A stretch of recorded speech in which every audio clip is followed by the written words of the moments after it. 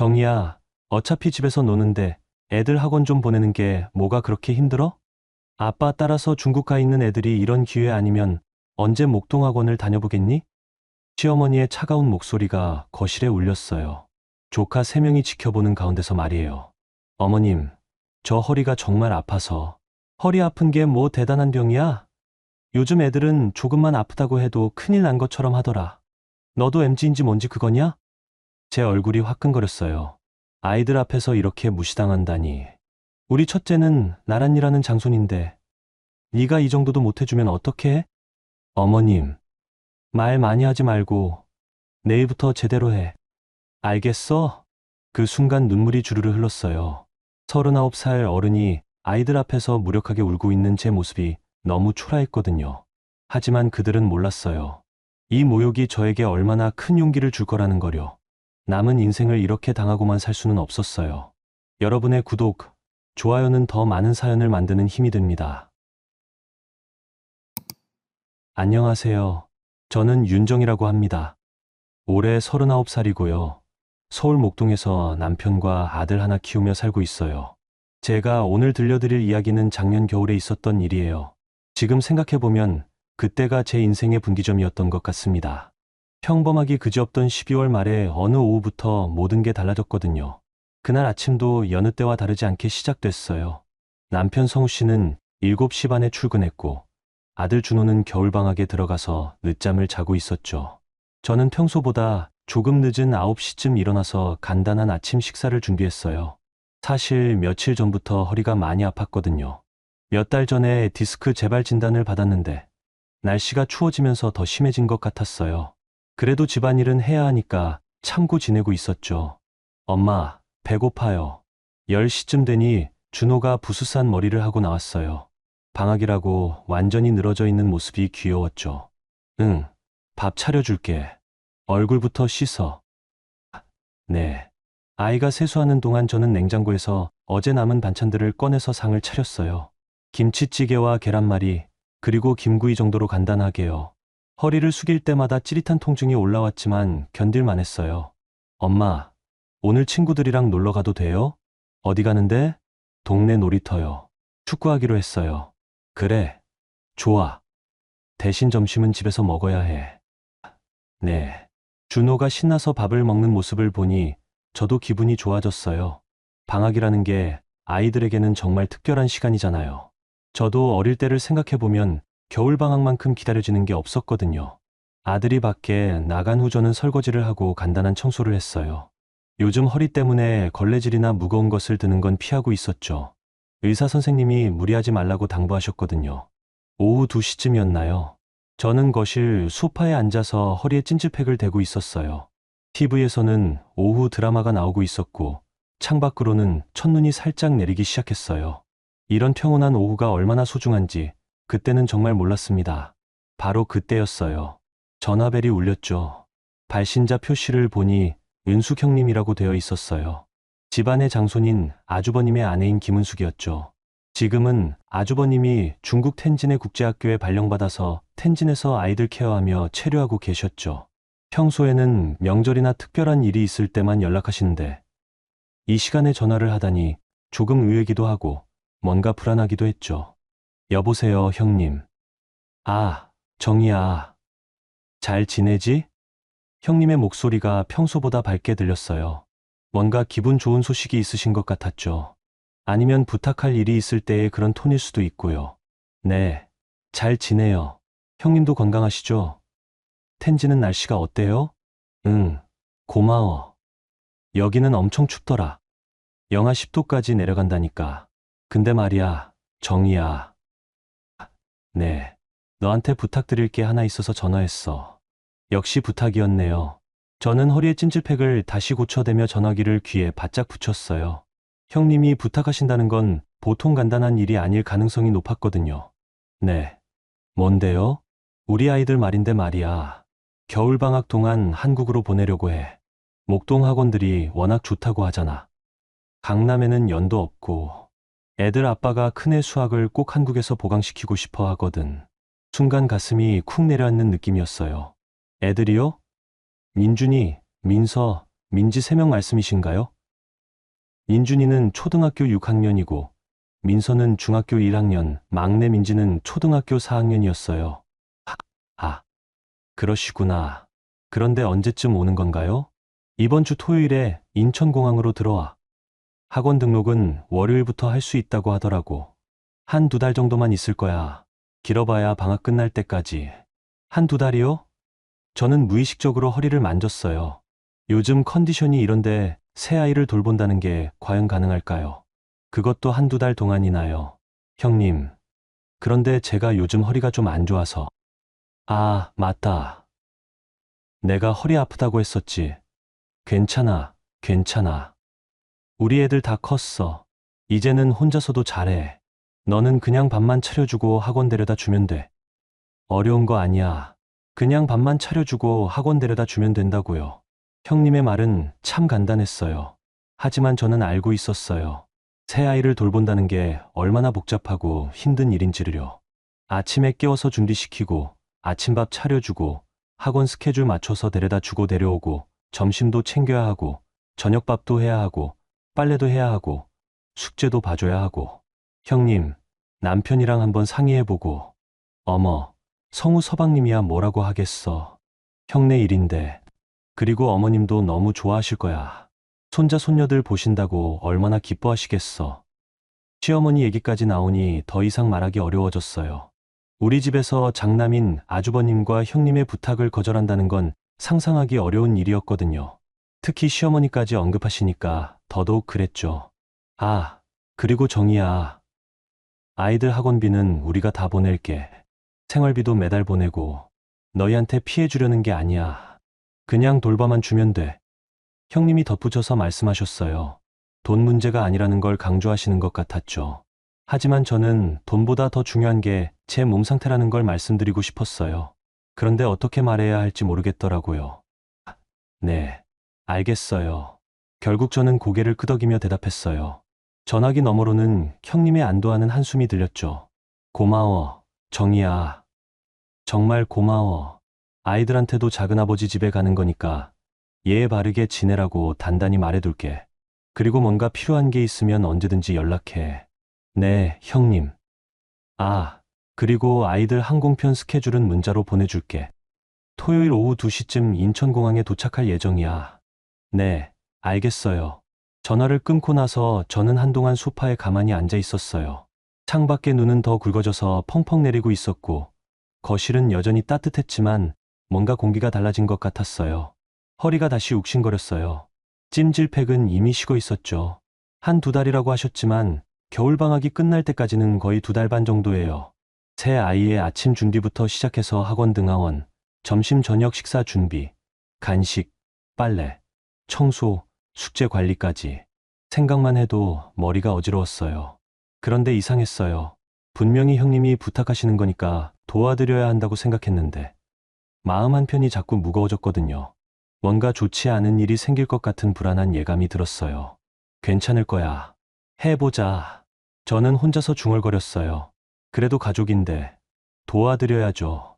아주버님은 나라를 위해 해외에서 고생하고 계시는데 이 정도 부탁도 못 들어드리면 안 되잖아요. 게다가 조카들이니까 정도 있고. 오후 5시쯤 준호가 돌아왔어요. 볼이 빨갛게 얼어서 들어오더라고요. 엄마, 진짜 추워요. 눈도 엄청 와요. 그래? 얼른 들어와서 따뜻한 물로 손 씻어. 네. 근데 엄마, 오늘 왜 이렇게 조용해요? 평소 같으면 TV 소리도 크게 하고 그러는데 아이도 느꼈나 봐요. 제가 평소와 다르게 조용히 있었다는 거요. 아, 그냥 생각할 일이 있어서 그래. 무슨 생각이요? 준호야, 사촌들이 우리 집에 와서 지낼 것 같아. 정말요? 민준이 형이랑 민서 누나, 민지도요? 응. 와, 대박. 언제 와요? 준호의 반응은 완전히 달랐어요. 신이 나더라고요. 그러고 보니 준호에게는 같이 놀 수 있는 사촌들이 오는 거니까 좋을 수밖에요. 이번 주 토요일에. 진짜요? 얼마나 오래 있어요? 1~2달 정도. 학원 다니러 온대. 우와, 좋겠다. 그럼 우리 집이 진짜 시끌벅적해지겠네요. 아이의 기대에 찬 목소리를 들으니 제 마음도 조금 가벼워졌어요. 그래, 아이들은 좋아하겠지. 외로울 수도 있는 겨울방학에 사촌들과 함께 지낼 수 있으니까요. 오후 6시쯤 남편 성우가 퇴근해서 들어왔어요. 평소보다 조금 일찍 온 것 같았죠. 여보, 오늘 일찍 왔네? 응. 눈 때문에 일찍 퇴근하라고 해서. 근데 집이 왜 이렇게 조용해? 아, 여보. 오늘 형님한테서 전화 왔어. 응. 뭐라고 하시던데? 성우가 코트를 벗으면서 물었어요. 겨울방학 동안 조카들이 우리 집에서 지내기로 했어. 성우의 표정이 잠깐 굳어졌다가 이내 밝아졌어요. 역시 남편도 형네 일이라고 생각하니까 별다른 반대는 없는 것 같았어요. 아, 그래? 좋네. 준호도 사촌들이랑 지내면 재밌을 거고. 그런데 언제?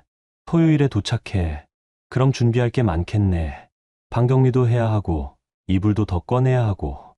남편은 걱정보다는 현실적인 준비 사항들을 먼저 떠올리더라고요. 그런 남편의 반응이 그때는 자연스럽다고 생각했어요. 여보, 그런데 내가 요즘 허리가 안 좋잖아. 응, 알아. 그래도 어쩌겠어. 형님이 부탁하시는 건데. 아이들도 다 컸으니까 크게 손 안 갈 거야. 그렇겠지? 당연하지. 걱정하지 마. 남편의 말에 저는 조금 안심했어요. 맞아요. 아이들이 다 컸으니까 예전처럼 손이 많이 가지는 않을 거예요. 그리고 한두 달 정도니까 버틸 수 있을 거고요. 그날 밤 잠자리에 들기 전까지 저는 계속 생각했어요. 아이들 방 배치를 어떻게 할지, 학원 정보는 어디서 알아봐야 할지, 큰 마트에서 장보기는 언제 할지. 머릿속이 복잡했지만 그래도 해낼 수 있을 거라고 믿었어요. 하지만 그때의 저는 몰랐습니다. 이 겨울이 제 인생에서 가장 길고 추운 겨울이 될 거라는 거요. 그리고 제가 그동안 얼마나 많은 것들을 당연하게 여기며 살아왔는지 깨닫게 되는 시간이 될 거라는 것도요. 토요일 오후, 인천공항에서 조카들을 데려온 그날부터 우리 집 분위기가 완전히 달라졌어요. 민준이, 민서, 민지 세 아이가 큰 캐리어를 끌고 들어오는 모습을 보니 정말 실감이 났죠. 이제 정말 시작이구나 하고 말이에요. 첫날은 그럭저럭 괜찮았어요. 아이들도 여행 피로도 있고 해서 일찍 잠자리에 들었거든요. 민준이와 준호는 한 방을 쓰기로 했고 민서와 민지는 작은 방에서 함께 자기로 했어요. 그날 밤 저는 이불 정리하고 내일부터 시작될 새로운 일상을 준비했죠. 문제는 월요일 아침부터 시작됐어요. 작은 엄마, 몇 시에 일어나야 해요? 민준이가 일요일 밤에 물어봤어요. 형님이 미리 보내주신 학원 스케줄표를 보니 정말 복잡하더라고요.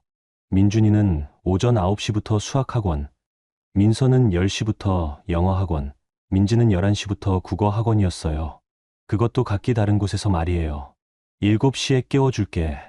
네, 작은 엄마. 월요일 아침이 왔어요. 새벽 6시 반에 일어나서 아침 준비를 시작했는데 허리가 많이 뻣뻣하더라고요. 주말 동안 이것저것 준비하느라 무리했나 봐요. 애들아, 일어나야지. 7시에 아이들을 깨웠어요. 민준이는 비교적 잘 일어났는데 민서와 민지는 좀 힘들어 하더라고요. 특히 민지는 엄마가 그리운지 울먹거리기도 했어요. 작은 엄마, 민지가 아직 잠이 와요. 그래? 괜찮아. 천천히 일어나렴. 아침 준비는 생각보다 복잡했어요. 4명의 아이들 식사를 차려야 하는 것도 그렇고 학용품 챙기는 것도 신경 써야 하고 평소에는 준호 하나만 챙기면 됐는데 갑자기 4배가 되니까 손이 많이 갔어요. 작은 엄마, 저 우유 못 마셔요. 민서가 말했어요. 그래? 그럼 뭘 마실까? 오렌지 주스 있어요? 없는데. 물은 어때? 네, 괜찮아요. 이런 식으로 하나하나 확인하고 맞춰가야 하니까 시간이 많이 걸렸어요. 그리고 제일 큰 문제는 학원 이동이었죠. 9시까지 민준이를 수학학원에 데려다 주고 10시까지 민서를 영어학원에 데려다 주고 11시까지 민지를 국어학원에 데려다 줘야 했어요. 다행히 모두 목동 지역 아니긴 했지만 거리는 제각각이었거든요. 작은 엄마, 늦겠어요. 민준이가 시계를 보며 말했어요. 괜찮아. 차로 데려다 줄게. 첫 번째 이동을 시작했어요. 민준이를 태우고 수학학원까지 가는데 아침 시간이라 그런지 길이 좀 막히더라고요. 간신히 시간 맞춰서 도착했죠. 민준아, 몇 시에 끝나지? 12시요. 작은 엄마. 알겠어. 그럼 12시에 여기서 기다릴게. 다시 차에 타서 민서를 영어 학원에 데려다 뒀어요. 이번에는 조금 더 멀었어요. 차에서 내려서 걸어가야 하는 거리도 있고. 민서야, 조심해서 들어가. 네, 작은 엄마. 그 다음에는 민지 차례였어요. 민지는 제일 어리니까 더 신경이 쓰였죠. 국어 학원까지 데려다 주고 나니 벌써 11시 반이었어요. 민지야, 선생님 말씀 잘 듣고 모르는 게 있으면 물어봐. 네, 작은 엄마. 그런데 작은 엄마. 응? 점심은 언제 먹어요? 학원에서 나오면 집에 가서 먹자. 네. 아이를 학원에 보내고 나서 집으로 돌아오는 길에 허리가 아프기 시작했어요. 운전석에 앉아 있는 시간이 길어서 그런 것 같았죠. 신호등에서 잠깐 허리를 주물러 봤는데 별로 나아지지 않더라고요. 집에 도착해서 점심 준비를 시작했어요. 아이들이 12시, 1시, 2시에 각각 돌아올 예정이었거든요. 민준이가 제일 먼저 올 거니까 11시 반쯤부터 준비를 시작했죠. 작은 엄마, 다녀왔어요. 민준이가 가장 먼저 돌아왔어요. 응, 수고했어. 어땠어? 괜찮았어요. 그런데 작은 엄마, 배고파요. 응, 조금만 기다려. 곧 차려줄게. 민준이가 돌아온 지 10분 후에 또 나가서 민서를 데려와야 했어요. 1시에 끝나는 민서를 픽업하고 2시에 끝나는 민지를 픽업해야 하니까 계속 차를 몰아야 했죠. 이런 식으로 첫날이 지나갔어요. 오후에도 학원이 있었거든요. 민준이는 3시부터 영어, 민서는 4시부터 수학, 민지는 다행히 오후에는 없었어요. 그래도 두 아이를 또 데려다 줘야 했죠. 저녁 시간이 되어서야 모든 이동이 끝났어요. 허리는 이미 욱신거리고 있었고 다리도 퉁퉁 부어 있었어요. 그래도 저녁 식사를 준비해야 했죠. 여보, 힘들었지? 남편 성우가 퇴근해서 들어오면서 말했어요. 응, 조금. 그래도 첫날이라 그런 거고 내일부터는 나아질 거야. 남편의 말이 맞을 거라고 생각했어요. 첫날이라 서툴러서 그런 거겠죠. 내일부터는 좀 더 효율적으로 할 수 있을 거예요. 하지만 화요일도 별반 다르지 않았어요. 오히려 더 복잡해졌죠. 민준이가 학원에서 알아온 추가 수업이 있다고 했거든요. 작은 엄마, 수학 선생님이 보충 수업 들으라고 하셨어요. 언제? 목요일 저녁 6시부터 8시까지요. 또 하나의 스케줄이 추가됐어요. 그리고 민서는 학원에서 친구들과 어울리고 싶다고 했어요. 작은 엄마, 저도 다른 애들처럼 학원 끝나고 조금 놀다 가면 안 돼요? 얼마나? 1시간 정도요. 아이들의 요구사항이 하나씩 늘어나니까 제 스케줄은 더욱 복잡해졌어요. 그리고 가장 큰 문제는 운전하는 시간이 계속 늘어난다는 거였죠. 수요일 아침 일어날 때 허리가 정말 아팠어요. 밤새 뒤척이느라 제대로 잠도 못 잤거든요. 그래도 아이들은 깨워야 하고 아침도 준비해야 하고. 작은 엄마, 괜찮으세요? 민서가 제가 허리를 붙잡고 있는 모습을 보고 물어봤어요. 응, 괜찮아. 조금 뻣뻣한 것 같아서. 많이 아프세요? 아니야, 괜찮아. 사실은 많이 아팠어요. 하지만 아이들 앞에서 약한 모습을 보이고 싶지 않았거든요. 게다가 형님께 걱정 끼쳐드릴 수도 없고요. 그날 오후에 남편에게 전화했어요. 여보, 허리가 너무 아파. 병원에 가봐. 아이들 데려다 줘야 해서 시간이 없어. 그럼 오늘 하루만 내가 일찍 들어가서 도와줄까? 괜찮아. 해낼 수 있어. 사실 남편이 도와준다고 해도 근본적인 해결책은 아니었어요. 남편도 직장이 있고 매일 일찍 퇴근할 수는 없으니까요. 목요일 저녁 준호와 단둘이 있는 시간이 있었어요. 다른 조카들은 늦은 시간 학원에 가 있을 때였죠. 엄마, 요즘 힘들어 보여. 그래? 응. 맨날 허리 아프다고 하고 얼굴도 안 좋아 보이고 아들도 느꼈나 봐요. 제가 힘들어하는 거려. 괜찮아. 조금만 참으면 돼. 엄마, 사촌들한테 말해볼까요? 엄마가 아프다고. 아니야. 괜찮다고 했잖아. 금요일이 되자 정말 한계가 느껴졌어요. 아침에 일어나는 것 자체가 고통스러웠거든요. 그래도 아이들은 학원에 가야 하니까 어쩔 수 없이 일어났죠. 작은 엄마, 오늘 좀 늦게 픽업해 주세요. 민준이가 말했어요. 왜? 친구들이랑 같이 공부하기로 했어요. 몇 시에? 6시요. 또 1시간이 늘어났어요. 그 시간 동안 저는 집에서 저녁 준비를 해야 했죠. 그날 저녁, 온 가족이 모여서 저녁을 먹고 있을 때였어요. 정희야, 수고 많다. 남편이 말했어요. 응. 그런데 생각보다 힘들어 보이네. 괜찮아? 응, 괜찮아. 작은 엄마가 많이 힘드시는 것 같아요. 민서가 조심스럽게 말했어요. 아니야, 괜찮아. 작은 엄마는 집에 있으니까 할 수 있어. 남편이 대답했어요. 집에 있으니까 할 수 있다는 그 말이 제 가슴에 깊이 박혔어요. 마치 집에 있는 사람은 아무리 힘들어도 당연히 해야 한다는 뜻처럼 들렸거든요. 맞아요. 작은 엄마는 집에 계시니까요. 민준이도 따라서 말했어요. 아이들에게는 잘못이 없어요. 어른들이 그렇게 말하니까 그런 줄 아는 거죠.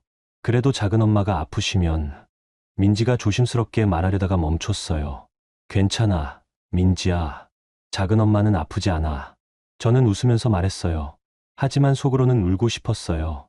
정말 아픈데 아프지 않다고 말해야 하는 제 자신이 초라했거든요. 그날 밤 침대에 누워서 천장을 바라보며 생각했어요. 정말 집에 있으니까 당연히 해야 하는 걸까요?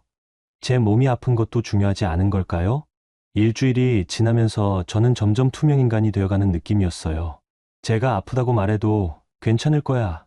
집에 있으니까 할 수 있어라는 대답만 돌아왔거든요. 마치 제 고통은 보이지 않는 것처럼요. 주말이 되자 시어머니가 갑자기 방문하신다는 연락이 왔어요. 조카들 보러 오신다고 하시더라고요. 그런데 시어머니가 오시면 또 다른 이야기가 시작될 것 같았어요. 왠지 모를 불안감이 들었거든요. 하지만 그때는 아직 몰랐어요. 이건 시작에 불과하다는 거요. 앞으로 더 큰 시험이 기다리고 있다는 걸 말이에요. 토요일 아침, 시어머님이 오신다는 연락을 받고 저는 서둘러 집 정리를 시작했어요. 조카들이 온 지 일주일이 지났는데 집 안이 정말 어수선해져 있었거든요. 아이들 옷가지며 학용품이며 여기저기 흩어져 있었죠. 애들아, 할머니 오신다. 방 정리 좀 하자. 네, 작은 엄마. 아이들도 할머니가 오신다고 하니까 부산하게 움직이더라고요. 특히 민준이는 할머니를 오랜만에 뵙는다고 설레는 것 같았어요. 11시쯤 어머님이 도착하셨어요. 71살이신데도 정말 정정하세요. 손에는 큰 봉지를 여러 개 들고 계셨죠. 어머님, 어서 오세요.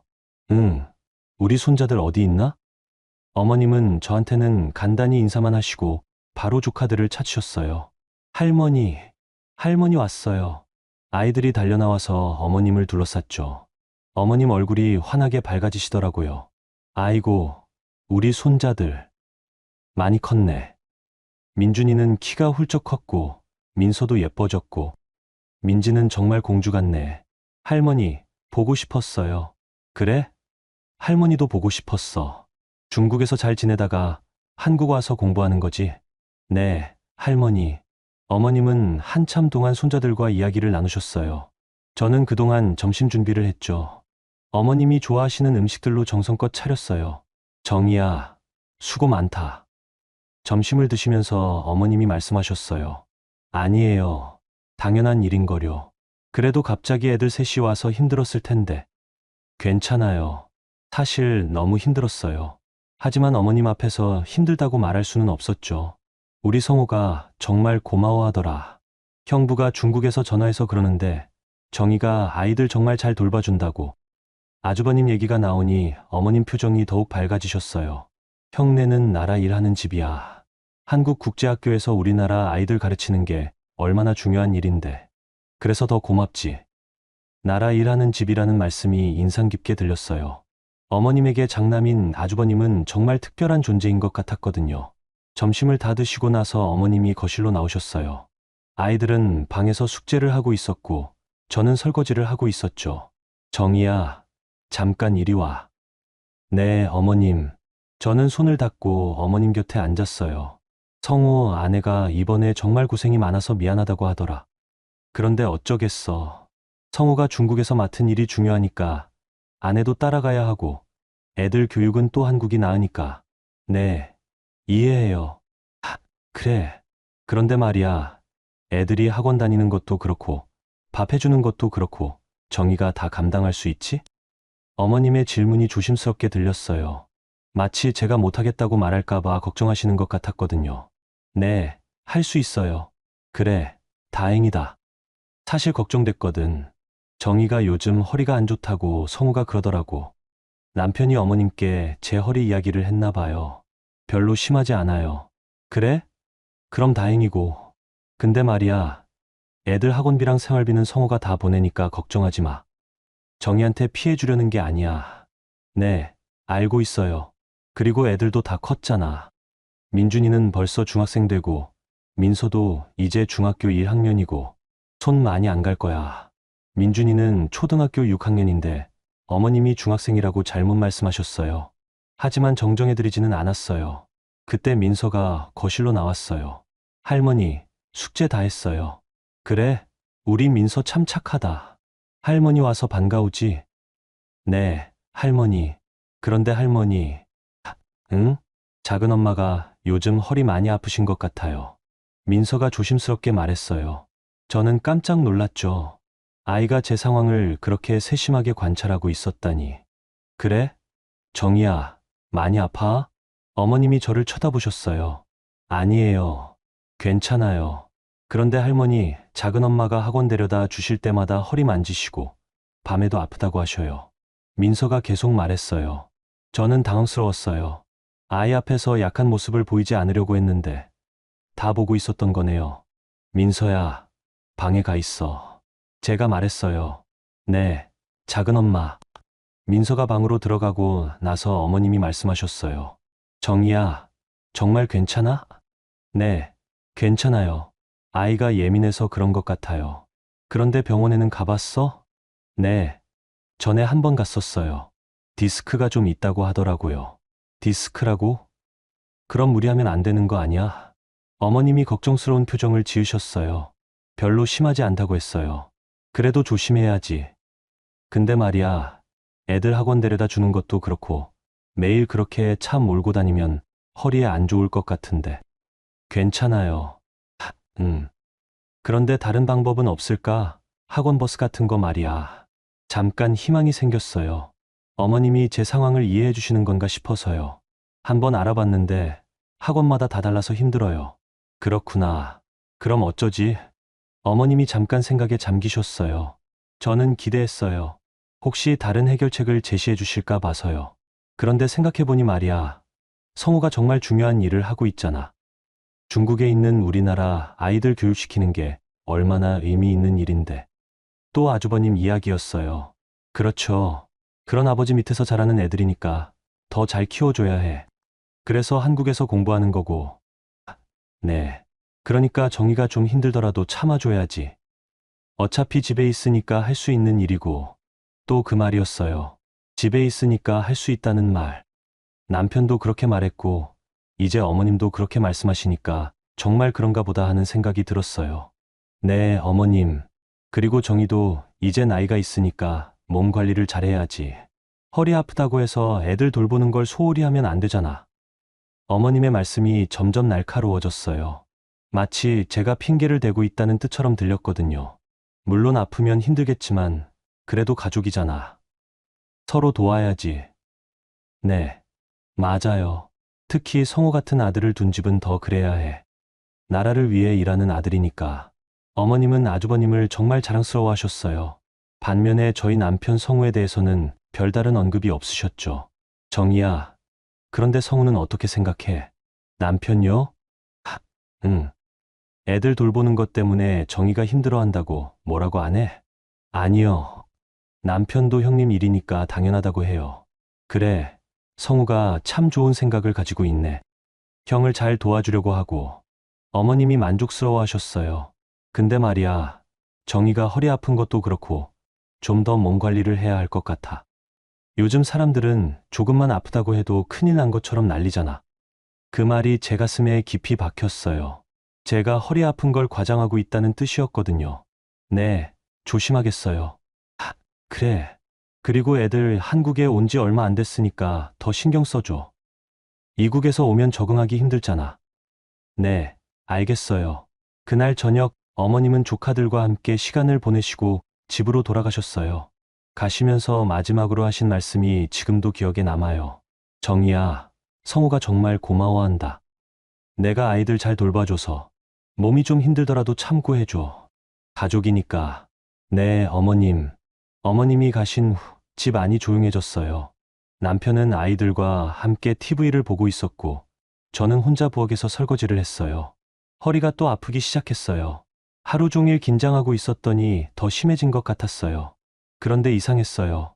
어머님 말씀을 들으니까 제가 정말 과장하고 있는 건 아닌가 하는 생각이 들더라고요. 집에 있으니까 할 수 있다. 가족이니까. 나라 일하는 집이라는 말들이 머릿속을 맴돌았어요. 그리고 무엇보다 어머님이 제 아픔을 대수롭지 않게 여기시는 게 가장 힘들었어요. 그날 밤 잠자리에 들면서 저는 생각했어요. 정말 제가 너무 예민한 건가? 다른 사람들은 이런 상황에서도 잘 견뎌내는 건가? 하지만 허리는 거짓말하지 않았어요. 밤마다 아픔이 찾아왔고 아침마다 일어나기가 힘들었거든요. 그런데 주변 사람들은 아무도 제 아픔을 심각하게 받아들이지 않는 것 같았어요. 이제 정말 어떻게 해야 할까요? 계속 참고 견뎌야 하는 걸까요? 아니면 정말로 병원에 가봐야 하는 걸까요? 하지만 병원에 갈 시간도 없었어요. 아이들 학원 스케줄이 너무 빼곡했거든요. 시어머니가 다녀가신 다음 주 화요일, 더 이상 참을 수가 없었어요. 새벽에 허리 통증 때문에 잠에서 깼는데 몸을 일으키는 것조차 힘들었거든요. 마치 허리에 바늘이 꽂힌 것처럼 찌릿하고 아팠어요. 그래도 아이들을 깨워야 했어요. 7시가 되면 4명의 아침을 준비해야 하니까요. 애들아, 일어나야지. 목소리가 평소보다 힘이 없었어요. 민서가 제일 먼저 나와서 저를 보더니 깜짝 놀라는 표정을 지었죠. 작은 엄마, 얼굴이 하얘요. 괜찮으세요? 응, 괜찮아. 하지만 거울을 보니 정말 안색이 좋지 않았어요. 밤새 제대로 잠을 못 자서 그런지 눈 밑에 다크서클도 짙어져 있었고요. 그날 아침 민준이를 수학학원에 데려다 주는 길에 정말 위험할 뻔했어요. 운전 중에 허리가 갑자기 아파서 브레이크를 밟을 때 발이 제대로 힘이 들어가지 않았거든요. 다행히 신호등 앞이어서 큰일은 나지 않았지만 정말 식은땀이 났어요. 작은 엄마, 괜찮으세요? 민준이가 뒷자리에서 걱정스럽게 물어봤어요. 응, 괜찮아. 조금 피곤해서 그래. 하지만 속으로는 이제 정말 한계라는 생각이 들었어요. 이런 상태로 계속 운전하다가는 큰일 날 것 같았거든요. 점심시간에 남편에게 전화했어요. 여보, 병원에 가봐야겠어. 많이 아파? 응. 오늘 운전하다가 위험할 뻔했어. 그럼 오늘 오후에 가봐. 아이들 픽업해야 해서 시간이 안 될 것 같은데. 그럼 내가 오늘은 일찍 퇴근해서 아이들 데려다 줄게. 정말? 응. 병원 먼저 다녀와. 남편이 처음으로 적극적으로 도와주겠다고 하니까 마음이 조금 놓였어요. 오후 2시쯤 동네 정형외과에 갔어요. 이주석 원장 선생님은 50대 후반의 차분한 분이셨어요. 제가 증상을 설명하니까 바로 엑스레이와 MRI를 찍어보자고 하시더라고요. 언제부터 아프셨어요? 몇 달 전부터요. 그런데 최근 들어서 더 심해졌어요. 어떤 일을 하세요? 집에서 아이들 돌보고 있어요. 요즘에는 조카들까지 와서 학원 등하원을 제가 다 해주고 있거든요. 하루에 운전을 얼마나 하세요? 요즘에는 서너 시간은 하는 것 같아요.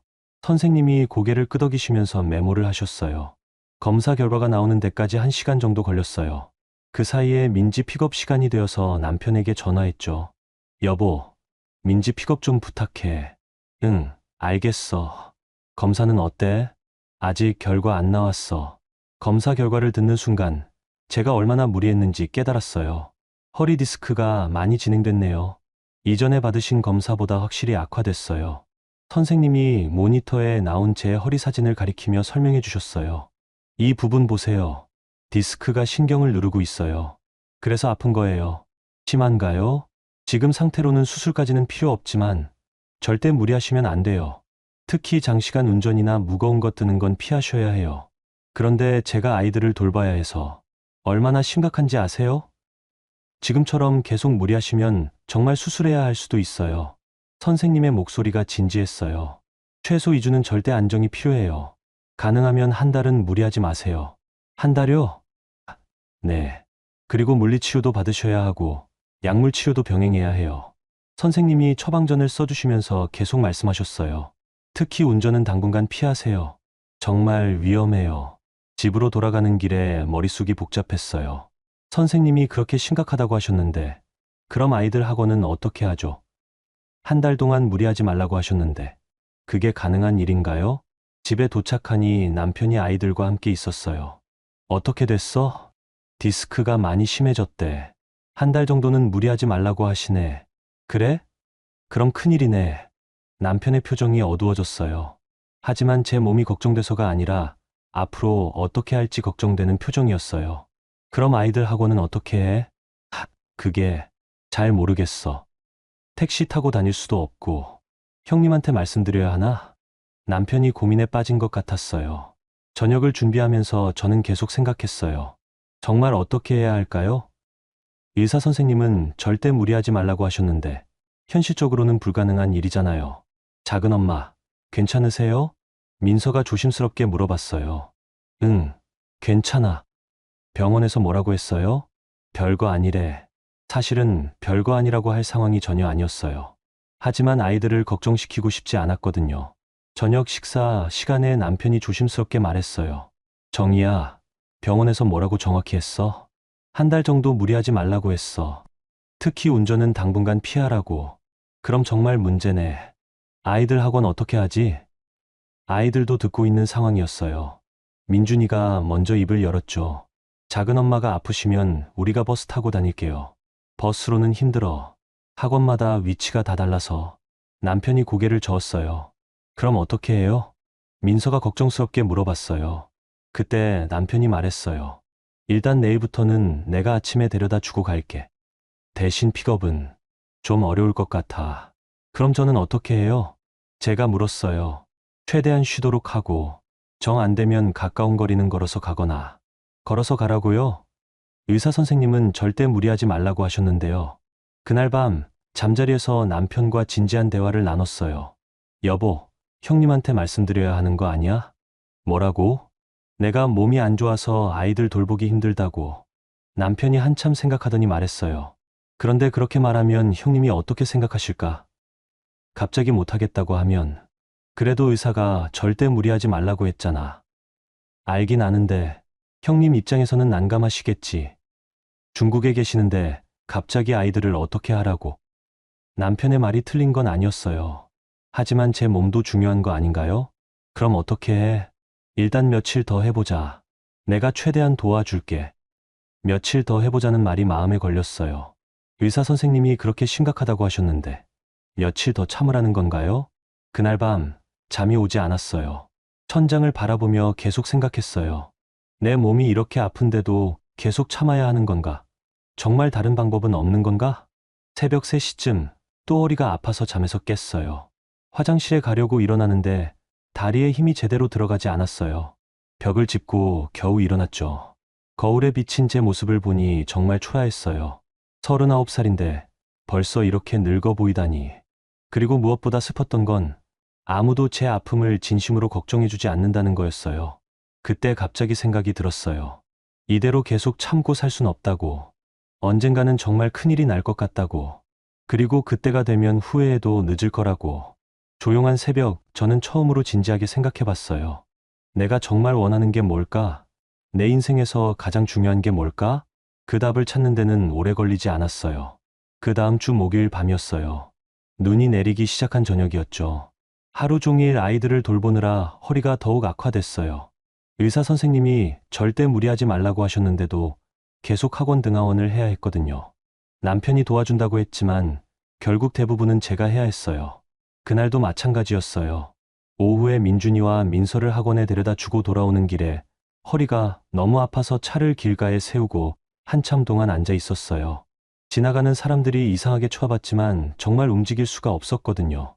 저녁을 준비하면서도 계속 허리를 붙잡고 있어야 했어요. 민지가 그런 제 모습을 보고 걱정스러워했죠.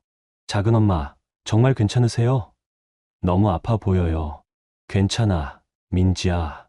하지만 괜찮지 않았어요. 전혀요. 저녁 식사를 마치고 남편과 대화를 나눴어요. 여보, 이제 정말 한계 같아. 오늘 운전하다가 정말 위험할 뻔했어. 그래? 그럼 내일부터는 내가 더 도와줄게. 언제까지? 당신도 회사 일 있잖아. 남편이 대답하지 못했어요. 사실 근본적인 해결책이 아니라는 걸 우리 모두 알고 있었거든요. 형님한테 말씀드리는 게 어때? 제가 조심스럽게 말했어요. 그런데 뭐라고 말해? 갑자기 못하겠다고? 의사가 한 달 무리하지 말라고 했다고 그대로 말하면 되잖아. 형님이 이해하실까? 몸이 아픈데 이해 못하시겠어? 남편이 한참 생각하더니 한숨을 쉬었어요. 글쎄, 형님 입장에서는 곤란하실 텐데. 그 말을 듣는 순간 뭔가 마음 깊은 곳에서 무너지는 느낌이었어요. 제 몸보다 형님의 입장이 더 중요하다는 뜻이잖아요. 밤 10시쯤 아이들이 모두 잠자리에 들고 나서 저는 혼자 거실에 앉아 있었어요. 창밖에는 눈이 펑펑 내리고 있었고 집 안은 고요했어요. 문득 어릴 때 생각이 났어요. 제가 12살 때 어머니가 아프셨던 적이 있었거든요. 몸살이 심해서 며칠 동안 제대로 일어나지도 못하셨는데 아버지는 여자가 그 정도 가지고 뭘 그러느냐고 하셨어요. 어머니는 결국 참고 견디시다가 더 크게 아프셨죠. 그때 어린 제가 어머니께 물어봤어요. 엄마, 왜 참으세요? 어머니가 제 머리를 쓰다듬으며 말씀하셨어요. 엄마가 아프다고 하면 집안이 뒤죽박죽 되니까. 그래서 참는 거야. 그럼 엄마는 언제 쉬세요? 엄마는 나중에 쉬는 거야. 하지만 어머니의 나중은 오지 않았어요. 계속 참고 견디시다가 57의 나이에 돌아가셨거든요. 마지막까지도 가족들 걱정만 하시면서요. 지금의 저도 어머니와 똑같았어요. 내 몸이 아픈데도 다른 사람들을 먼저 생각하고 내 아픔은 뒤로 미루고 있었죠. 그런데 정말 그래야 하는 걸까요? 내가 쓰러질 때까지 참아야 하는 걸까요? 저는 조용히 일어나서 준호 방으로 갔어요. 아들이 깊이 잠들어 있더라고요. 평화로운 얼굴로 자고 있는 모습을 보니 마음이 아팠어요. 이 아이만은 다르게 키우고 싶었어요. 누군가의 아픔을 외면하는 사람이 되지 않게 하고 싶었거든요. 민준이, 민서, 민지가 자고 있는 방도 들여다봤어요. 아이들도 모두 평화롭게 자고 있었죠. 순간 미안한 마음이 들었어요. 하지만 동시에 이렇게 계속할 수는 없다는 생각도 확고해졌어요. 새벽 2시쯤 저는 결정했어요. 조용히 방에 들어가서 작은 가방을 꺼냈어요. 준호와 제 옷가지를 몇 벌 담았죠. 많이 가져갈 필요는 없었어요. 잠시만 떠나 있을 거니까요. 가방을 싸면서도 손이 떨렸어요. 정말 이래도 되는 걸까요? 하지만 더 이상 참을 수는 없었어요. 준호를 조용히 깨웠어요. 준호야, 일어나. 엄마. 아이가 놀란 눈으로 저를 봤어요. 조용히 일어나. 엄마랑 잠깐 어디 갈 거야? 어디요? 할머니 댁에. 옷 입어. 다행히 준호는 별다른 질문 없이 일어났어요. 아직 어린아이라서 상황을 정확히 이해하지는 못했지만요. 현관에서 신발을 신으면서 마지막으로 집 안을 둘러봤어요. 13년 동안 살았던 이 집이 갑자기 낯설게 느껴졌어요. 거실 탁자 위에 간단한 메모를 남겼어요. 몸이 아파서 잠시 쉬러 갑니다. 조카들은 남편이 돌봐주세요. 더 길게 쓸 수도 있었지만 그럴 필요를 느끼지 못했어요. 이미 충분히 설명했으니까요. 엄마, 추워요. 준호가 말했어요. 응, 조금만 참아. 금방 따뜻한 곳에 갈 거야. 밤차를 타고 부산에 계신 친정어머니 댁으로 향했어요. 차창 밖으로는 계속 눈이 내리고 있었죠. 준호는 제 무릎에 기대어 다시 잠이 들었어요. 아이의 고른 숨소리를 들으며 저는 생각했어요. 이제 정말 새로운 시작이구나 하고요. 무서웠어요. 솔직히 말하면 너무 무서웠어요. 앞으로 어떻게 될지 모르니까요. 하지만 동시에 이상하게 마음이 편했어요. 오랫동안 짓누르고 있던 무거운 짐을 내려놓은 것 같았거든요. 기차가 역을 지날 때마다 멀어지는 불빛들을 보면서 저는 다짐했어요. 다시는 내 몸을 혹사시키지 않겠다고. 다시는 내 아픔을 외면당하지 않겠다고. 새벽 5시쯤 부산역에 도착했어요. 어머니께는 미리 연락을 드렸죠. 어머니, 저 정이에요. 준호랑 같이 갈게요. 왜? 무슨 일 있어?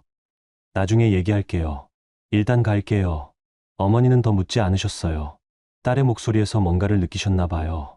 택시를 타고 어머니 댁으로 가는 길에 준호가 물어봤어요. 엄마, 사촌들은 괜찮을까요? 응, 괜찮을 거야. 아빠가 잘 돌봐줄 거야. 언제 집에 가요? 조금만 있다가 갈 거야. 하지만 속으로는 알고 있었어요. 예전과 같은 집으로 돌아갈 수는 없을 거라는 거요. 이제 모든 게 달라질 거예요. 제가 집을 나선 그 다음 날 아침 7시, 남편 성우가 잠에서 깼어요.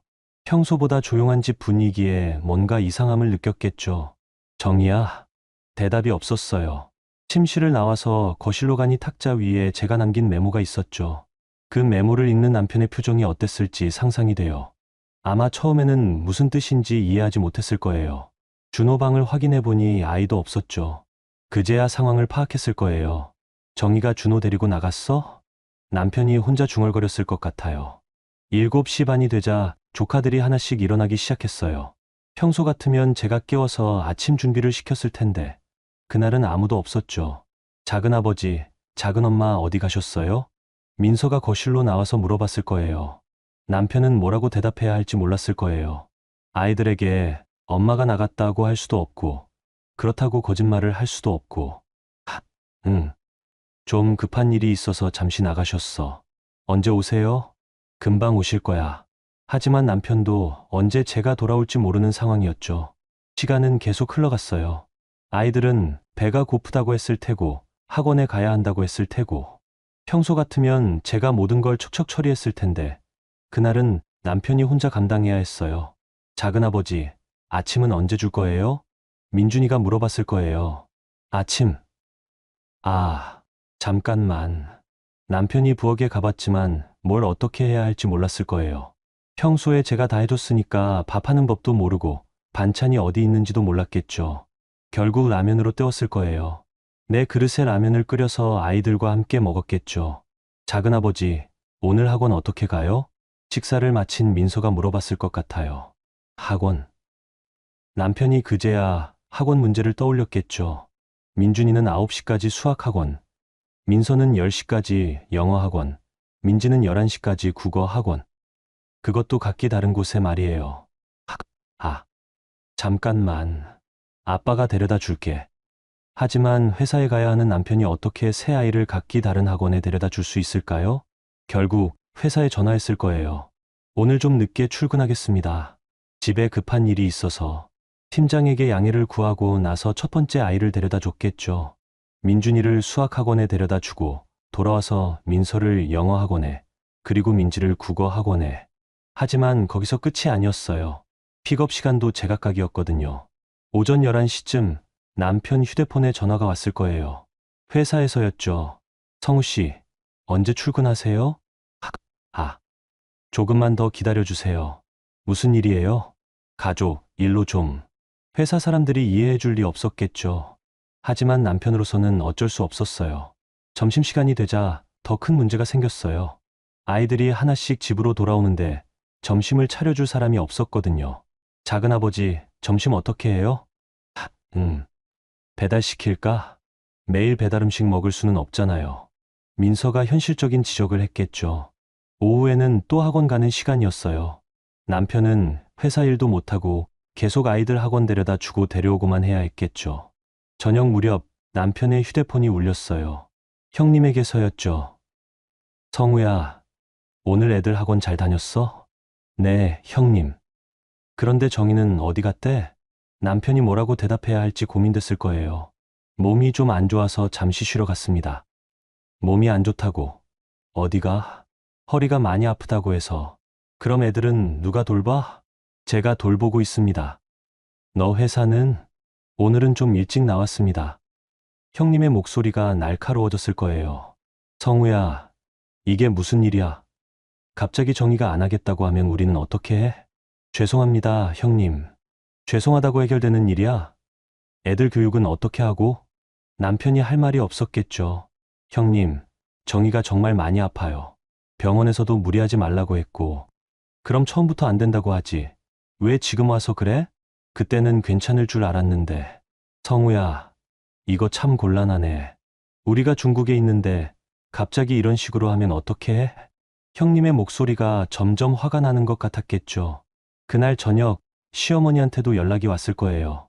성우야, 정희가 어디 갔다는 거야? 어머님, 몸이 아프다고 해서 친정에 갔습니다. 몸이 아프다고? 뭐가 그렇게 아파서 애들 팽개치고 나가? 허리 디스크가 심해졌다고 합니다. 디스크가 그렇게 심각한 병이야? 요즘 사람들은 조금만 아프다고 해도 큰일 난 것처럼 하더라. 어머니의 반응도 예상할 수 있었어요. 그래도 어머님, 의사가 무리하지 말라고 했답니다. 의사가 뭘 알아? 옛날 사람들은 그것보다 더 아파도 참고 살았어. 네, 어머님. 성우야, 정희한테 전화해서 당장 돌아오라고 해. 이게 뭐 하는 짓이야? 하지만 남편이 제게 전화해도 받지 않을 거라는 걸 알고 있었겠죠. 그날 밤 남편은 혼자서 내 아이의 저녁을 준비해야 했어요. 냉장고를 뒤져서 있는 걸로 대충 차렸겠지만 아이들은 만족하지 않았을 거예요. 작은아버지, 작은엄마 언제 와요? 내일 올 거야. 정말요? 응. 하지만 남편도 확신이 없었겠죠. 밤이 되자 더 큰 문제가 생겼어요. 내일 아침은 어떻게 하지? 회사는 또 어떻게 가지? 이런 상황이 언제까지 계속될까? 그제야 남편이 깨달았을 거예요. 제가 얼마나 많은 일을 혼자 감당하고 있었는지를요. 아침 준비부터 학원 등하원, 점심 준비, 또 학원 등하원, 저녁 준비, 숙제 관리까지. 이 모든 걸 하루도 빠짐없이 해왔다는 거요. 그리고 무엇보다 제가 아프다고 했을 때 진지하게 들어주지 않았다는 것도 후회됐을 거예요. 하지만 아직 끝이 아니었어요. 이제 시작일 뿐이었거든요. 파트 7 작성 전 확인 사항. 파트 6 핵심 내용 정의 부재 후 남편과 조카들의 혼란, 형님과 시어머니의 화난 반응, 남편이 정의가 감당해온 일의 무게를 깨달음. 파트 7의 목표 몇 달 후 정의의 치료와 회복 과정, 자립의 시작, 가족들의 태도 변화와 정의가 단단해진 모습으로 관계 주도권을 회복하는 과정을 그린다. 파트 7 선자리. 친정에서 석 달을 지냈어요. 그 시간 동안 저는 정말 많은 변화를 겪었습니다. 처음 일주일은 정말 힘들었어요. 몸도 아팠지만 마음이 더 아팠거든요. 정말 잘한 일인가 하는 후회도 들었고, 남편과 조카들이 어떻게 지내고 있을까 걱정도 됐죠. 어머니는 처음에 아무 말씀도 안 하셨어요. 그냥 따뜻한 밥을 차려주시고 제가 충분히 쉴 수 있게 해주셨죠. 엄마, 제가 너무 이기적인 건 아니에요? 며칠 후에 제가 물어봤어요. 이기적이라니 무슨 소리야? 내 몸이 아픈데 돌보는 게 이기적이야? 그래도 아이들을 두고 나온 게 정이야. 내가 쓰러지면 그 아이들은 누가 돌봐? 내가 건강해야 다른 사람도 도와줄 수 있는 거야. 어머니의 말씀이 큰 위로가 됐어요. 첫 달에는 집중적으로 치료받았어요. 부산의 한 정형외과에서 물리치료를 받고 약물 치료도 병행했죠. 의사 선생님이 말씀하시길 서울에서의 생활이 얼마나 무리였는지 한눈에 알 수 있다고 하셨어요. 이 정도로 악화된 걸 보니 정말 많이 참으셨네요. 조금만 더 늦었으면 수술해야 할 뻔했어요. 선생님의 말씀을 듣고 저는 제가 옳은 선택을 했다는 확신이 들었어요. 둘째 달부터는 몸이 많이 나아졌어요. 통증도 줄어들고 일상생활도 무리 없이 할 수 있게 됐죠. 준호도 새 환경에 잘 적응했어요. 동네 초등학교로 전학 가서 새 친구들도 사귀고. 엄마, 여기 살면 안 돼요? 준호가 어느 날 물어봤어요. 왜? 할머니도 좋고 친구들도 좋고 엄마도 여기서 더 편해 보여요. 아이의 말이 맞았어요. 저는 정말 편했어요. 오랫동안 잊고 있었던 평온함을 되찾았거든요. 셋째 달에는 작은 일을 시작했어요. 동네 문구점에서 아르바이트를 하게 된 거죠. 사장님이 좋은 분이셔서 제 상황을 이해해 주셨어요. 무리하지 마세요. 몸이 제일 중요해요. 감사합니다. 일을 시작하면서 제 자신감도 많이 회복됐어요. 비록 작은 일이지만 제 힘으로 돈을 벌고 있다는 게 뿌듯했거든요. 그 사이에 서울에서는 어떤 일들이 벌어졌을까요? 남편으로부터 가끔 연락이 왔어요. 처음에는 하루에 몇 번씩 전화했죠. 돌아오라고, 미안하다고, 앞으로는 다르게 하겠다고. 하지만 저는 받지 않았어요. 아직 돌아갈 준비가 안 됐거든요. 일주일 후에 형님한테서 직접 연락이 왔어요. 정희야, 이게 무슨 일이야? 갑자기 왜 이래? 형님, 죄송해요. 정말 몸이 아팠어요. 몸이 아프면 치료받으면 되지. 왜 애들을 두고 나가? 더 이상은 힘들 것 같아서요. 힘들다고? 집에 있으면서 뭐가 그렇게 힘들어? 여전히 이해하지 못하시는 것 같았어요. 형님, 아이들은 어떻게 하고 계세요? 어떻게 하긴. 성우가 고생하고 있지. 회사도 제대로 못 다니고. 그럼 다른 방법을 찾아보시는 게 어떨까요? 다른 방법이 뭐가 있어? 내가 돌봐주는 게 제일 좋은 방법이었는데. 형님은 여전히 제가 돌아와서 예전처럼 해주기를 원하시는 것 같았어요. 한 달 후에는 시어머니가 직접 부산까지 오셨어요. 정희야, 이게 뭐 하는 짓이야? 어머니의 첫 마디였어요. 어머님, 죄송해요. 죄송하다고 해결되는 일이야? 성우는 회사에서 눈치 보이고 애들은 제대로 돌봄받지 못하고 몸이 정말 아팠어요. 몸이 아프면 참고 견뎌야지. 옛날 사람들은 그것보다 더 아파도 참았어. 시어머니는 끝까지 제 입장을 이해해주지 않으셨어요. 언제 돌아올 거야? 아직은 좀 더 쉬어야 할 것 같아요. 언제까지? 모르겠어요. 시어머니가 화를 내시며 돌아가셨어요. 2달째부터는 연락 빈도가 줄어들었어요. 아마 다른 방법을 찾으신 모양이었어요. 나중에 들어보니 결국 조카들을 중국으로 다시 보내셨다고 하더라고요. 교육 때문에 한국에 보냈는데 이런 일이 생겨서 어쩔 수 없이 형님이 주변 사람들한테 그렇게 말씀하셨다고 해요. 마치 제가 모든 계획을 망친 것처럼요. 하지만 저는 후회하지 않았어요. 제가 쓰러졌다면 더 큰 문제가 됐을 거니까요. 석 달이 지나자 남편이 직접 부산으로 내려왔어요. 많이 야위어 있었어요. 정희야, 미안해. 남편의 첫 마디였어요. 뭐가? 내가 그렇게 힘들어했는데 몰라줘서. 응, 정말 몰랐어. 그 일이 얼마나 힘든 건지. 남편이 3달 동안 직접 겪어봤으니까 이제야 알았겠죠. 그래서 왔어? 돌아가자. 앞으로는 내가 도와줄게. 어떻게? 뭐든지 같이 하자. 내가 혼자 감당하지 않게.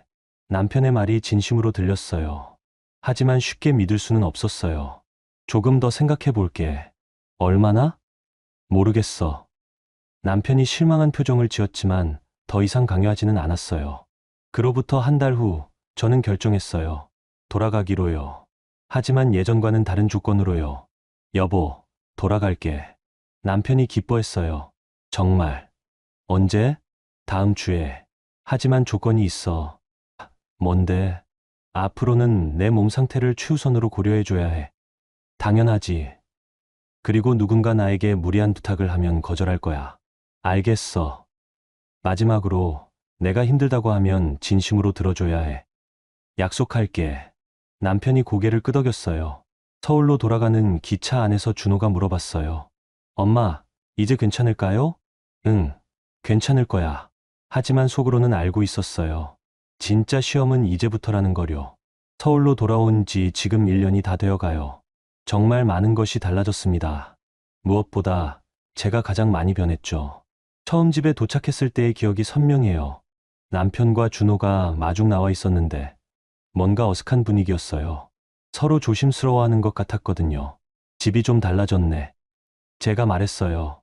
응, 조금 정리했어. 남편이 대답했어요. 실제로 집은 예전보다 정돈되어 있었어요. 아마 제가 없는 동안 남편이 혼자 살림하면서 나름대로 정리한 모양이었죠. 첫 주는 조심스럽게 지냈어요. 남편도 저도 서로 눈치를 보면서 말이에요. 하지만 점차 새로운 리듬이 생겼어요. 가장 큰 변화는 남편의 태도였어요.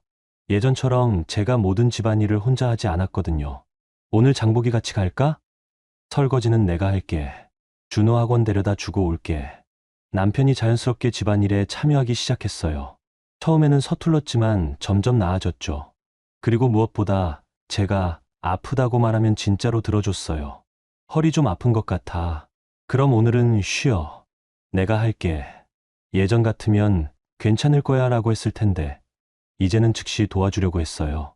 한 달 후에 시어머니가 방문하셨어요. 좀 어색했지만 예전보다는 나았어요. 정희야, 그때 일은 어머니도 몰랐다. 어머님이 조심스럽게 말씀하셨어요. 괜찮아요, 어머님. 앞으로는 몸 조심해라. 네, 어머님. 완전한 화해는 아니었지만 서로를 인정하는 분위기였어요. 형님과는 연락을 끊었어요. 몇 번 연락이 왔지만 받지 않았죠. 굳이 불편한 관계를 유지할 필요가 없다고 생각했거든요. 형님이 또 전화하셨는데 어떻게 할까? 남편이 물어봤어요. 받지 마.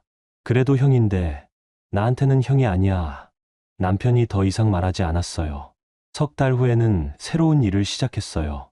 동네 복지관에서 아이들 돌봄 교실 보조교사로 일하게 된 거죠. 정말 하고 싶어? 남편이 물어봤어요. 응. 내 일을 하고 싶어. 몸은 괜찮을까? 무리하지 않을 거야. 내가 컨디션 조절할 수 있는 선에서 일을 시작하면서 제 자존감이 더욱 높아졌어요. 비록 적은 돈이지만 제 힘으로 번 돈이 있다는 게 뿌듯했거든요. 그리고 가장 중요한 변화는 제 마음가짐이었어요. 더 이상 다른 사람의 눈치를 보지 않았어요. 정희야, 이번 주말에 친척 모임 있는데 갈 수 있어? 남편이 물어봤어요. 몸이 좀 안 좋아서 쉬고 싶어. 그럼 안 가도 돼. 내가 혼자 갈게. 예전 같으면 억지로라도 갔을 텐데 이제는 솔직하게 말할 수 있었어요. 준호도 많이 자랐어요. 제가 힘들어했던 시기를 보면서 뭔가 깨달은 것 같았거든요. 엄마, 나중에 결혼하면 아내가 힘들어하는 걸 잘 봐줘야겠어. 그래? 응. 엄마가 그때 정말 힘들어했잖아. 아이가 그런 생각을 한다니 기특했어요. 지금 제 하루는 이렇게 흘러가요. 아침에 일어나서 가벼운 스트레칭을 하고, 준우 아침을 챙겨주고, 복지관에 출근해요. 오후에는 집에 와서 쉬거나 책을 읽어요. 저녁에는 남편과 함께 식사를 준비하고, 가족 시간을 보내죠. 무엇보다 좋은 건 제가 진짜로 쉴 수 있다는 거예요. 아무도 저에게 무리한 부탁을 하지 않고, 제가 힘들다고 하면 모두 이해해줘요. 가끔 그때를 생각해봐요. 만약 그때 계속 참고 견뎠다면 어떻게 됐을까? 아마 제가 정말 크게 아프거나 아니면 마음이 완전히 병들었을 거예요. 그래서 저는 후회하지 않아요. 그때 용기를 낸 제 자신이 자랑스럽기까지 해요. 물론 쉬운 결정은 아니었어요.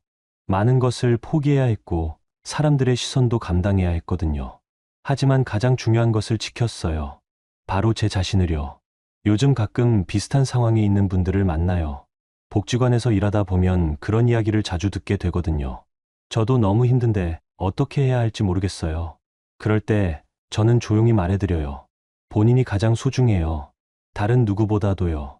어떤 분들은 이해하지 못하세요. 가족이 있는데 어떻게 나만 생각해요? 라고 하시죠. 하지만 저는 확신해요. 나 자신을 지키는 것이 이기적인 게 아니라는 거요. 오히려 그래야 다른 사람도 제대로 사랑할 수 있다는 거요. 지금 저는 행복해요. 완벽하지는 않지만 제가 원하는 삶을 살고 있거든요. 제 몸을 아끼고 제 마음을 존중하면서 말이에요. 그리고 무엇보다 준호에게 보여주고 있어요. 사람은 누구나 소중하다는 것을, 자신의 아픔을 외면당해서는 안 된다는 것을 말이에요. 그때 그 겨울이 제 인생에서 가장 추웠지만 동시에 가장 의미 있는 시간이었어요. 그 추위를 견뎌냈기 때문에 지금의 따뜻함이 더욱 소중하거든요. 여러분도 기억하세요. 당신이 가장 소중한 사람이라는 것을요. 그리고 당신의 아픔은 결코 가렵지 않다는 것을요. 때로는 용기를 내서 아니요라고 말할 줄 알아야 해요. 그것이 진정한 사랑의 시작이니까요. 여러분, 윤정희님의 이야기는 어떠셨나요? 혹시 지금 누군가의 무리한 요구에 힘들어하고 계시진 않으신가요? 기억하세요. 여러분이 이 세상에서 가장 소중한 사람이라는 것을요. 때로는 용기 내어 아니요라고 말하는 것이 진정한 사랑입니다. 여러분의 아픔은 결코 가렵지 않아요. 오늘 영상이 작은 위로가 되셨다면 지금 구독 눌러보세요. 매일매일 더 재미있고 감동적인 이야기가 찾아옵니다. 댓글로 여러분의 이야기도 들려주시고 오늘도 행복한 하루 되세요.